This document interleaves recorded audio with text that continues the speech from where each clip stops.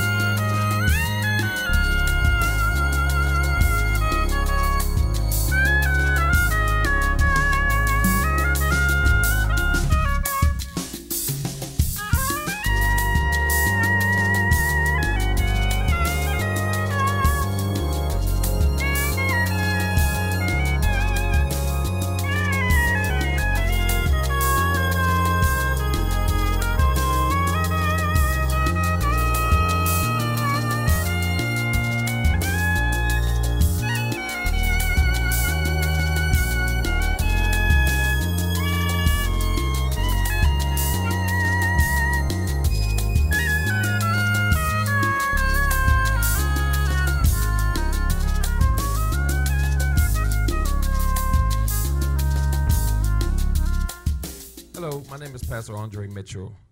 Our guest today is Pastor Lee Gatewood out of Denver, Colorado.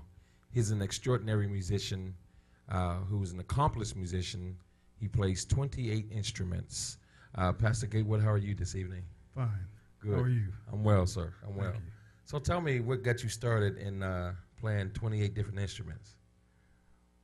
In Denver, At the time when I was growing up, there was an organization by the name of the Highlander Boys. It was a military-based organization, and you had two sides of it.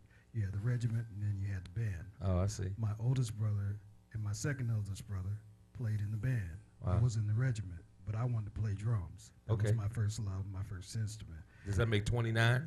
That was 28. That's 28, okay. That was number one. That was number one, okay, I see. And so I kept bugging my mom, and she said, no, stay in the regiment, because what you would do, you go through the ranks, you go from private all the way up to a full-bird colonel. Oh, and okay. as you progress, you were awarded medals and that kind of stuff. So the band would always be playing, and I will always want to be with the band, and I kept on and I kept on. Long story short, finally got the director of the band, Mr. Bailey and Mr. Bowen, to say to my mom that I was really interested in drums, and they finally convinced her to let me in. Then my aunt played piano at church. Oh, okay. Then my godmother, who is Louise Duncan, she was a renowned pianist and organist, lived across the street from us, and that was my inspiration. So I wanted to play at church. That was my main thing. I see. And the person that really influenced me the most out of all of this would be Hubert Laws. Oh, okay. And he started with Amazing Grace back in 1974 or 72 when it came out, and he did a recording of Amazing Grace on CTI. Well, at that time, I was still in the organization, but I kept on playing drums and all the percussion instruments. And so I was able to ascertain the flute, because you could check out whatever you want to check out. Well, my oldest brother played clarinet. My second oldest brother played tuba. So I got a flute, had the clarinet and tuba at home. Then my cousin David, he didn't want to play trumpet. So his father gave me his trumpet. So trumpet came in, and then I was hanging around my godmother, Louise Duncan, and wherever she would play, I would want to hear and play. And it was jazz thing, and then Stan Kitten and them cats, those were the guys I wanted to be like. So it went from there, and then next thing I know, I've got a flute in my hand, got drums on the side. Wanted to play at church, but back in the day, they would always say, we don't play those kind of instruments in church. But I couldn't understand that, because David built 4,000 instruments himself. Wow. And skillfully trained other musicians to play. So I couldn't understand. I'm reading in the Word, but the people in the church were telling me, this don't belong here. Right. Only thing belonged in church was piano and organ. Piano and organ, right. I was like, no. So I continued to play. So after I graduated, I went to work for the government and left Denver and went directly to D.C.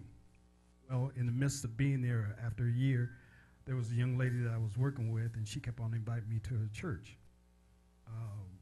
And I finally went, and I got saved, truly saved. Now, I was born and raised in the church, mind you, but still all the devil's workshop was still working within me, because I hadn't fully sold out. I like it so once I gave my life to the Lord, the first choir I really played with was the Free Evangelistic Church Choir, which was under the auspices of Joanne Cox. 300 voices. Wow. And so it continued from there, and then I played with Donald Bales and Salvation